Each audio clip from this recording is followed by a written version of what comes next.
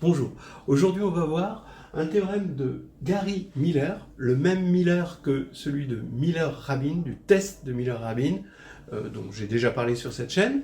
Et c'est une suite récurrente qui va nous fournir que des nombres premiers. Voilà, on va la voir. On a déjà vu sur cette chaîne des suites récurrentes qui donnaient des nombres premiers. Là en voilà une. Je le mets sous forme d'exercice. C'est un exercice assez sympathique, assez simple finalement. Au niveau technique, il pourrait, j'ai l'impression, être fait en terminale, carrément. Sauf que il utilise le postulat de Bertrand. Mais le postulat de Bertrand, bon, c'est un théorème. Et puis une fois, bon, il se démontre, voilà, il n'est pas trop compliqué à démontrer maintenant. En tout cas, il est facile à énoncer, ce postulat de Bertrand, et il dit que pour tout n, eh bien, n positif, voilà, il existe toujours un nombre premier compris entre n et 2n. Bien. Alors voici l'exercice qui va aboutir à cette suite récurrente qui nous donne que des nombres premiers. On commence la première question. Il faut montrer qu'il existe une suite Pn de P, telle que 2 puissance Pn est strictement inférieur à Pn plus 1, strictement inférieur à Pn plus 1 plus 1, strictement inférieur à 2 puissance. Alors attention, hein, j'ai bien mis Pn plus 1, hein, c'est pas 2 puissance Pn plus 1. Voilà, qu'on fasse bien attention. Deuxièmement, soit Un, c'est le log 2 de Pn, mais le log 2 itéré n fois. Vn, le log 2 itéré n fois, mais sur Pn, le tout plus 1. Voilà. Il faut montrer que les suites Un et Vn sont adjacentes. Ça, donc, deuxièmement. Et troisièmement, montrer qu'il existe un réel x, tel que la suite xn, définie par x0 égale x, xn plus 1 égale 2 puissance xn. Donc finalement, xn, c'est 2 puissance 2, puissance 2, puissance 2, donc n fois de x. Vérifie que la partie entière de xn est égale à Pn. Voilà, vous pouvez vous tester sur cet exercice. Dit comme ça, il est faisable. Hein, il est très faisable. Toujours modulo le postulat de Bertrand qui va évidemment être utilisé uniquement dans la question 1. Voilà, bon courage. Alors, allons-y. Pour le 1, on va prendre déjà P1 égale 3, parce qu'on veut des nombres premiers. Hein, je vous rappelle que P, c'est l'ensemble des nombres premiers. On suppose qu'on a construit Pn par récurrence, et on va avoir, par le postulat de Bertrand, un Pn plus 1 premier, compris entre 2 puissance Pn et 2 puissance Pn plus 1. Il suffit de poser n, remplacer ça par n, et là c'est 2 fois ceci, donc voilà. Mais plus petit ou égal, il y a juste un petit détail à régler, parce que ce qu'on voulait, c'est des strictes inégalités, et puis le plus 1 ici.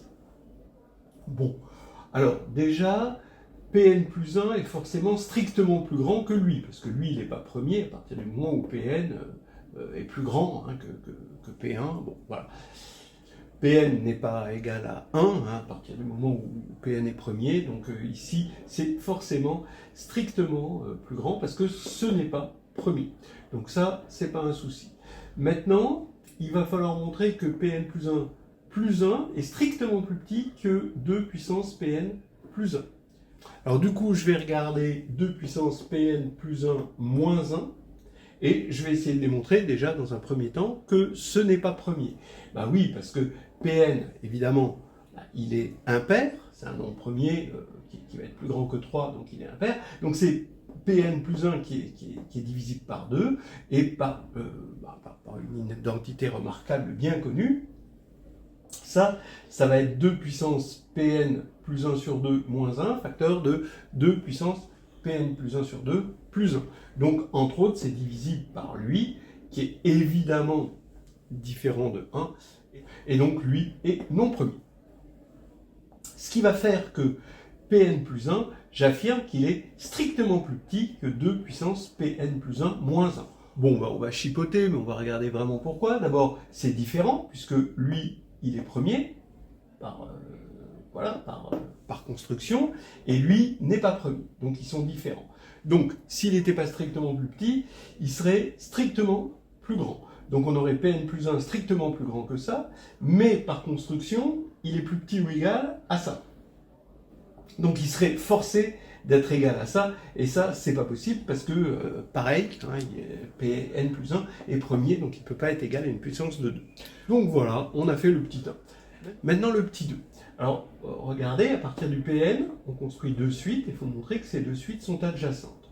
Bon, regardez, hein, on va prendre ici le log de base 2 sur cette inégalité, ça va nous donner Pn est strictement plus petit que le log de base 2 de Pn plus 1, strictement plus petit que le log de base 2 de Pn plus 1, strictement plus petit que Pn plus 1. Voilà. Donc maintenant, si vous prenez le log de base 2 n fois là-dessus, eh bien ici on va avoir un par définition.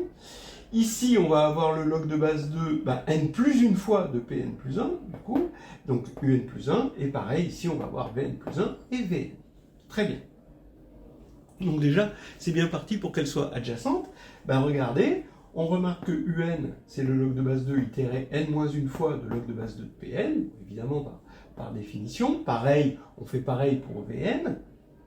Alors maintenant, évidemment, Pn est assez grand pour que log de base 2 de Pn en dérivée soit strictement inférieur à 1.